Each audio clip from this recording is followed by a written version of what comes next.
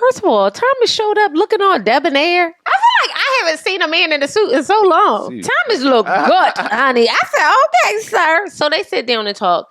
I am loving Thomas and Camille. It's making me so happy. But they have a very good conversation about how they grew up and their perspectives on their childhood. And Thomas talks about his father and how, you know, he was such a strong force and he was really big on accountability and everything like that. And you can just tell by the kind of man that Thomas is. He was raised by wonderful people. Mm-hmm. You know what I mean? And he gives room and he understands that, like, I might not be the greatest at everything and that's okay, but I want to work on those things. And I think that is a mirror into who his parents are. 1,000%. Yeah. Yeah. And I think that it's good because you can see them starting to get to know each other more through these type of conversations. Yes. You peel the onion back a little bit and see the layers behind the person. And that also helps in navigating life with them because you can now give grace in different areas that you weren't really familiar with now. Now you understand a little bit how they tick and why they do the things that they do. And it allows you to give a little bit more grace, even in the area where it might have been really like sticking in your craw. I had funny story time. Zar, we had a really interesting conversation a while ago. And she was talking about, you know, how her grandmom, you know, kind of treated them, you know, living in the house with them and how she was Susie homemaker. She was making bread from scratch. And she was also like cleaning and doing all of these things.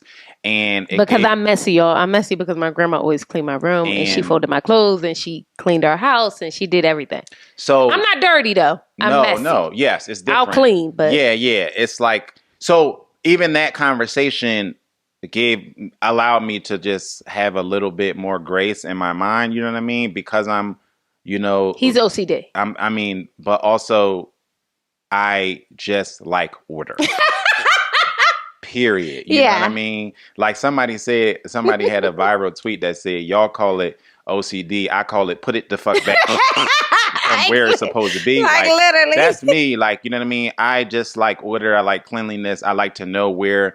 If I go to look for something, don't be telling these people I'm dirty. No. I mean, like in a sense of in a person who can be described as OCD, chaos can feel like dirt to them in their mind. You know what I mean? You'll walk in and the room could just be out of order. Like I can do that. Like if I'm busy and I'm in my office and I'm in and out a lot, I might take my jacket off, not hanging in my closet, and it'll be on my couch in my office. Yes. I'll walk in and be like, I have to clean up my office, yes. Right? My office is not actually dirty. Ever. But because it's out of order, it feels like dirty to me, right? And so even that conversation just helped me to have a little bit more grace because then I can understand, you know, where things are coming from. I still be annoyed at times, like he annoyed all the time. You know what I mean? But that's what I mean by like these type of conversations help you to navigate life a lot easier with the person that you're dealing with. I absolutely think so. I loved the conversation around talking to Camille and calling her a parentified child, which I've been called. So it's so fascinating. Yeah, and I could see that. You know what I mean? Like, and not that, like, you know, to Joe's point, I grew up in a house where once my grandma passed away, we kind of had a lot more responsibility. And that was kind of the beginning of my teenage years. And so she really did help my parents take care of us. She was really she was our grandma, but she was like an old school granny. Like she did everything for us. So kind of having to navigate that, and also coupled with the fact that my parents separate and my grandma passed literally with almost in the same year or so.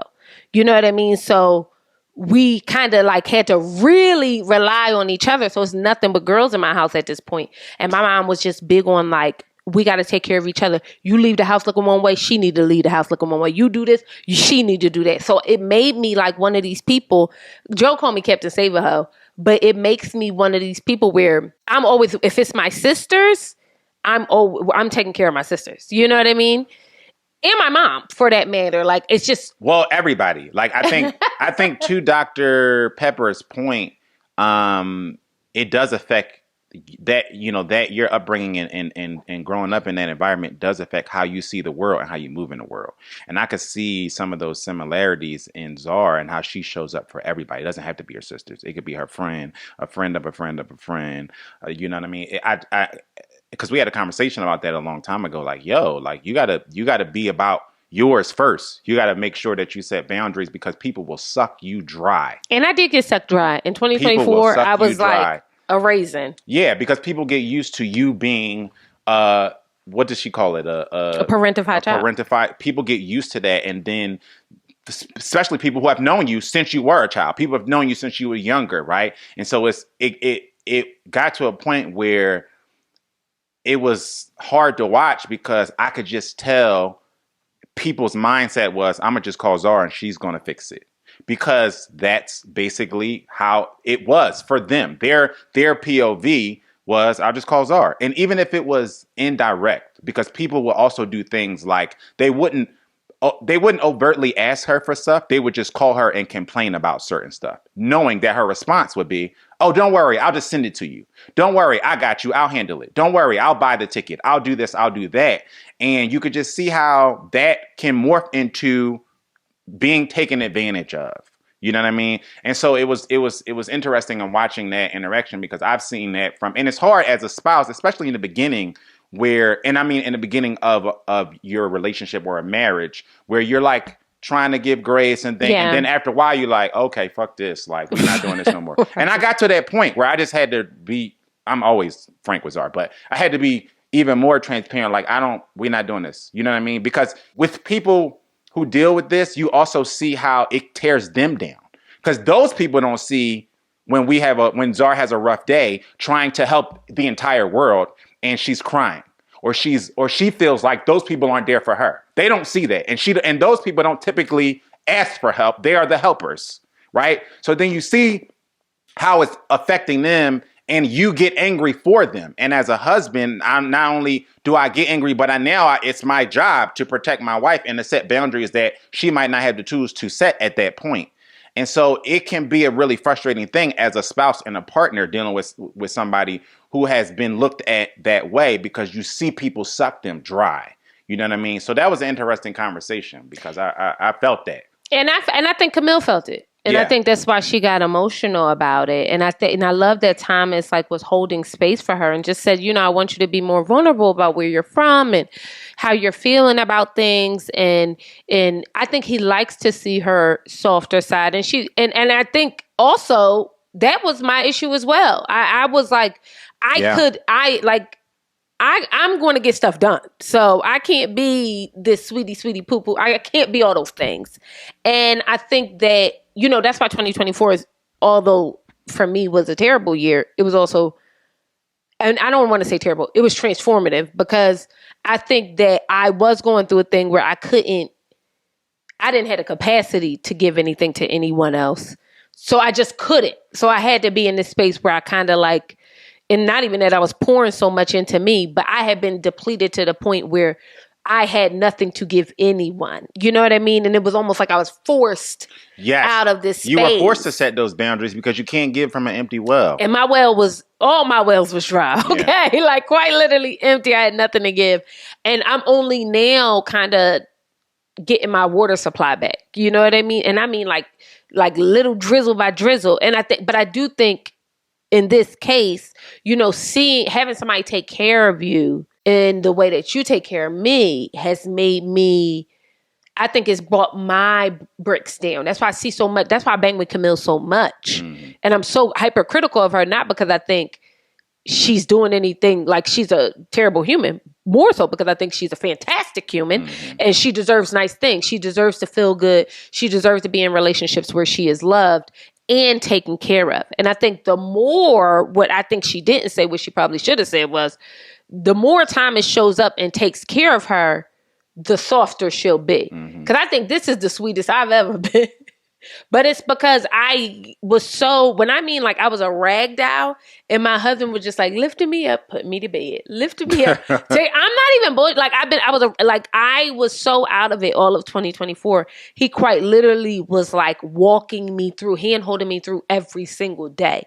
And to have that kind of support, and I don't want to cry, but to have that kind of support, it just means a lot, and it makes you want to be soft. It makes you want to show up a certain way, and I think that Camille's going to have that moment too, because I think Thomas is so capable. Oh, 1,000%. And so conscious of her feelings. You know what I mean? And I see that, and that's why I'm always rooting for them, because I'm like, girl, you got it. Like you have it in him. He's so mature.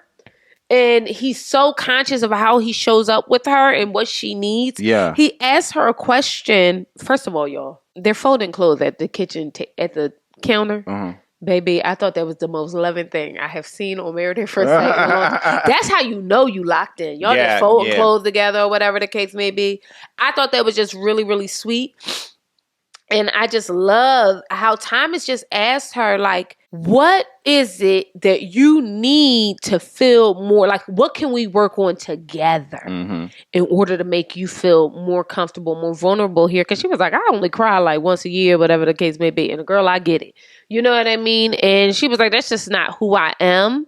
And she made a point to say her vulnerability shows up in different ways, which I thought was important too. Yeah.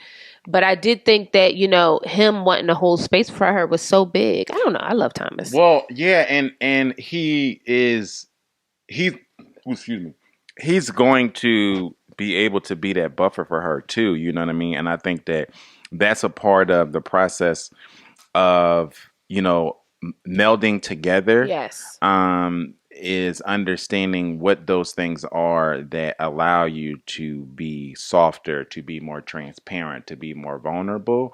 And so those are really good questions that Thomas was asking. And I think even over time, he'll learn those things through just doing life and interactions, because sometimes it's an observation and less of an answer to a question. Yes. And I think that's also it, right? Like their intimacy is growing so much, even for her to be folding his t-shirts and stuff like that. Like stuff like that is intimate. But it's just so sad that people don't understand that. There's so many people that, and I'm talking about the singles right now, who really don't understand that.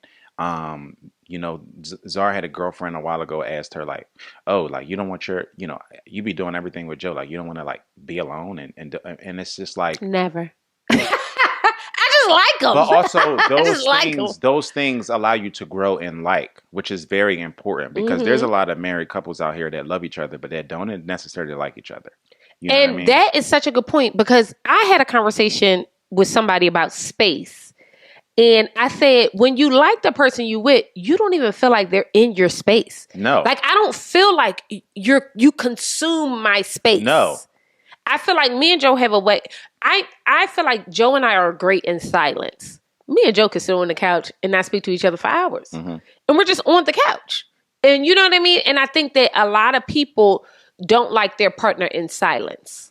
And we can really summarize that as don't like, period.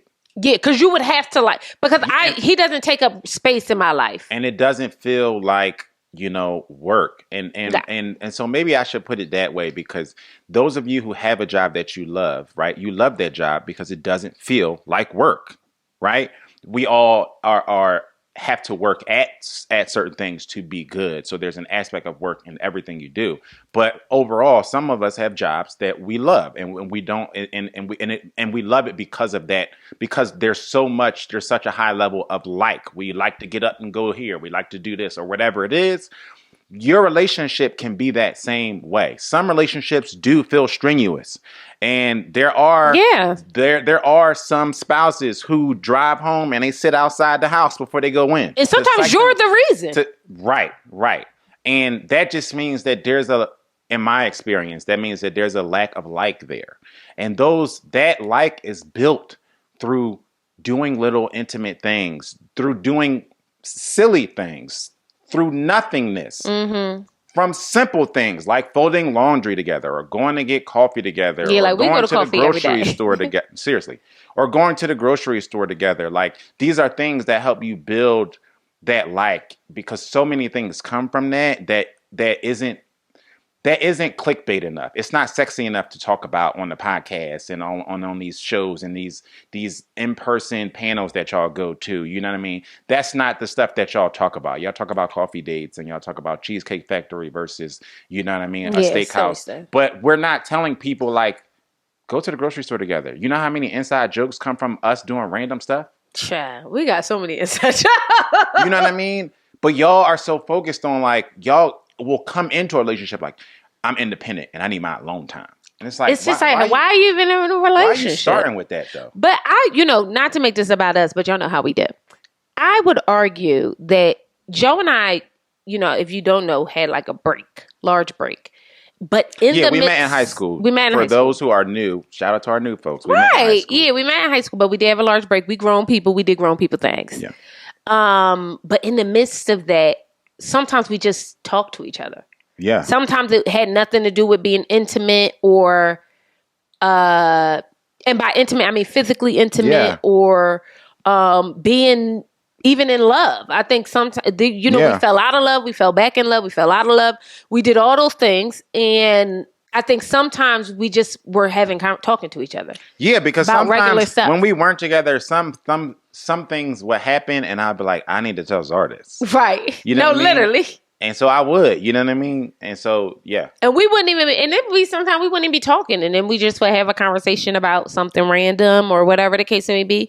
And that kept us kind of just liking and enjoying each other's thought processes, how, you know what I mean? We hold space for one another and everything like that. So I do think we do have an edge up on a lot of people in that way because I do think we're friends. Right. But I was just about to say, but that is only built through friendship. Yeah. And I think that the friendship aspect of marriage and just relationship in general is so important. And I think it's so undervalued. Like everybody is like, I want him to come in and I want him to pay my bills and I want him to send me to the nail salon and I want him to do this.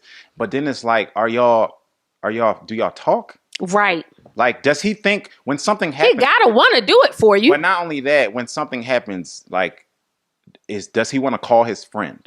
Or does he view you as like, this is my girlfriend or my fiance or my wife? Or do he view you as a debit? Right. Or that part. Like, I mean debit, I mean like taking money out of the account. Like all you do is take. Right. And not to say, and that's not even just for women. I think that can be for men. That's period. You know what I mean? Inversely as well. But I'm saying all this to say, Thomas and Camille, I love y'all. Damn, y'all was giving me all the feels. Y'all just feel so real to me. Oh, it feels so genuine and honest and rooted. Yeah. It feels like it's so many roots there. Like from the outside looking in, Thomas and Camille, it feels to me like you have been married. Yes. And it feels to me like the part that I like about this the most is that it just feels like both of y'all are bought into the process. Yes. And honestly, that's the bar for me. I don't need y'all to like be in love with each other or be, head over heels for each other, be kissing in the mouth and all that. I really don't need that. You know what I mean? On this show and shows like this. My bar is really like, are y'all bought out 100%, 10 toes down, giving each other maximum effort? Yes. If you get to decision day, if they get to decision day and say goodbye, I won't be mad at either one of them because I felt like through this process, they both gave it 100%. And they gained something at the very least, like some sense of self. Okay, let's talk about Carla and wine. What you thinking? Go ahead. Because all I'm going to say is this was a hilarious episode with Carla and wine. It was telling. Hilarious. It was telling. And it was telling everything that we've been telling y'all. So that's why it was telling.